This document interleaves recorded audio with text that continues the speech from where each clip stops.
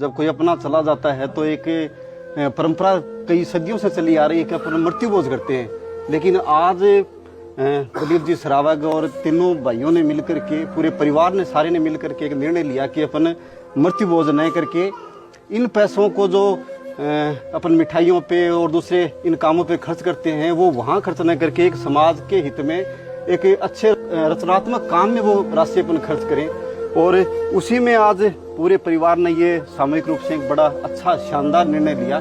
और अपनी पाठशाला जो चूरू में वंचित घुमंतु झोंपड़ियों में रहने वाले जो ऐसे बच्चे हैं जो एजुकेशन से उनका कोई जुड़ाव नहीं था, उन बच्चों के लिए, उनकी शिक्षा के लिए, उनके लिए अच्छी स्कूल के निर्माण के लिए 1 लाख रुपए का ये शानदार योगदान माता जी ने अपने हाथों से आज पाठशाला के लिए किया है। बहुत ही वंदन है, सराहनीय काम है। विसंगति है, कुरीति है समाज में, उसको तोड़ा है, उसको हटाया है। दिलीप जी एक सामाजिक कार्यकर्ता के रूप में रहे। इनका जहाँ भी बस चलता है, जहाँ भी इनकी पहुंच होती है, ये इन कुरीतियों को मिटाने में अपना पूरा भरसक प्रयास करते हैं। और आज जब खुद की यही बात है, इसमें ये होता ये है कि जब अपने पर आती है तो अपन समाज के कुछ जो ऐसे भी बंधु होते हैं जो इन चीज़ों को स्थायी रखने में विश्वास रखते हैं, लेकिन उनको समझाते भी हैं, समझाया भी है और समझा बुझा करके एक सामूहिक रूप से बहुत ही सुंदर निर्णय लिया है। दिलीप जी, धर्मवीर जी, आपका तो जुनून 2016 से मैं देख ही रहा हूँ। और ये एक तात्कालिक परिस्थितियों में था कि मृत्यु भोज जैसी प्रथा चल रही थी, उस समय उसकी प्रासंगिकता होगी। आज के युग में बहुत ही अनावश्यक खर्चा भी है और इससे परिवारों में टूटन भी आती है। मृत्यु भोज अवसर ऐसी परंपराएं जिसमें परिवारों में आपस में छोटे से मनमुटाव में खिंचाई, आपस में खींचतान होती है कि वो आया वो नहीं आया।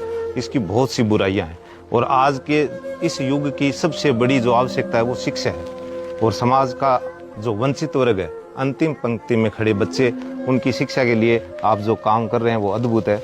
और मैं आपसे लगातार जुड़ा हुआ हूँ। मेरे पिता ने मुझे यही संस्कार दिए हैं। मेरे पापा जी और 6 भाई थे और उन्होंने अपनी सारी कमाई जब तक वो कमा रहे थे अपने भाइयों को साथ लेकर के चले। एक दिन मैं जब बहुत छोटा था तो मेरी माँ ने कहा कि अपने बच्चों के लिए क्या करोगे, तो उन्होंने बहुत अच्छी बात बताई और मैंने वो बात गांठ बांध ली कि पूत कपूत तो क्यों धन सिंचे, पूत सपूत तो क्यों धन सिंचे। कि आपके मेरे पापा ने मेरी माँ को यही समझाया कि तेरे बच्चों में अगर सही संस्कार नहीं होंगे तो मैं चाहे कितना ही धन छोड़ दूं, वो उसका दुरुपयोग ही करेंगे।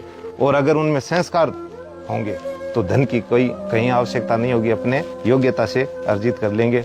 और मुझे गर्व है कि मेरे पापा ने परिवार को आगे बढ़ाया। बहुत ही उनके ही संस्कार हैं जो आज अपन इन रूपों में देख रहे हैं। उन्हीं की शिक्षाएं हैं जो अपन समाज को, ऐसा नहीं है कि अपन सक्षम नहीं है करने में, खर्चा अपन बहुत कर सकते हैं, लेकिन ये कि बुराई है। अपना ही भाई कोई जो कमजोर तबके का भाई है तो वो भी सोचता है कि जब उसके भी माँ बाप सबके अपनों को एक दिन जाना है, अपने खुद को भी जाना है, लेकिन जब किसी अपने से कमजोर भाई है उसको जब ये करना पड़ता है तो उसमें आर्थिक रूप से इतना बड़ा बोझ उस पर आ जाता है कि वो उनको बहुत अपनी जो खुद की आवश्यकताएं हैं उनको भी त्यागना पड़ता है। पिछले दिनों दिलीप जी के ऐसा ही अपने पाठशाला में एक लड़का आया जिसके पिताजी खत्म हो गए और वो 10वीं में 80% वाला एकदम होशियार बंदा था, लेकिन गांव वाले और परिवार वाले ने उन पर इतना दबाव कर दिया कि उसको मृत्यु भोज करना पड़ा और उस पर 5-7 लाख रुपए का खर्चा आ गया। तो वो लड़का फिर उसको पढ़ाई छोड़नी पड़ी, पढ़ाई छोड़कर उसको कमाने के लिए निकलना पड़ा। बोले मेरे को कर्जा हो गया, मेरी जमीन लिखी गई तो मेरे को वो कर्जा उतारना है, इसलिए मेरे को पढ़ाई छोड़नी पड़ी है। तो ये मैं चाहूंगी कि भाई ये कुरीति कोई और न अपनाए, इसको मिटाएं कैसे भी। तो ये इसमें पहल करना बहुत बड़ी मजबूती का काम है। बड़े बड़े अपने शिक्षित परिवार हैं जिनमें कर्मचारी भी खूब हैं, लेकिन वो भी इन परंपराओं को तोड़ नहीं पाते समाज की इस जकड़न के कारण। लेकिन इसमें जो कोई दृढ़ निश्चय वाला होता है, दिलीप जी आपकी तरह और अपने भाई जो राकेश जी हैं, इन्होंने भी खूब सारे ऐसे प्रयास किए हैं जो समाज में जो कुरीतियां हैं उनको त्यागने का, उनको मिटाने का। और ये समय के हिसाब से जरूरी भी हैं।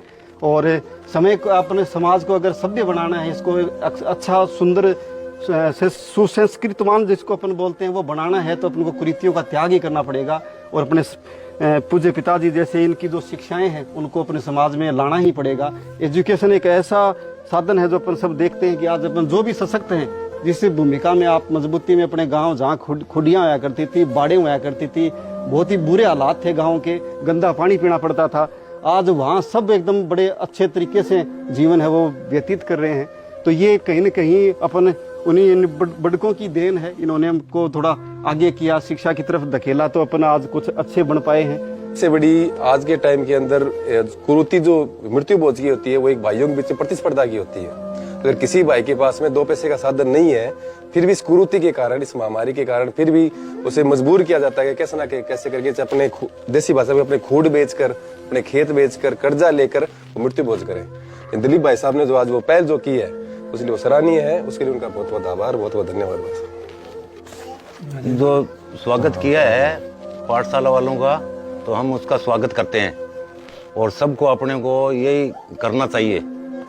ये अच्छी बात है, ये कुरीति ने उसको मिटा के हर गांव और से हर गांव से हर आदमी को ये सोच रखनी चाहिए। इसके बारे में हमारा परिवार है, पूरा परिवार ये चाहता है कि ये अच्छा कदम उठाया इसने। ठीक है धर्मवीर जी।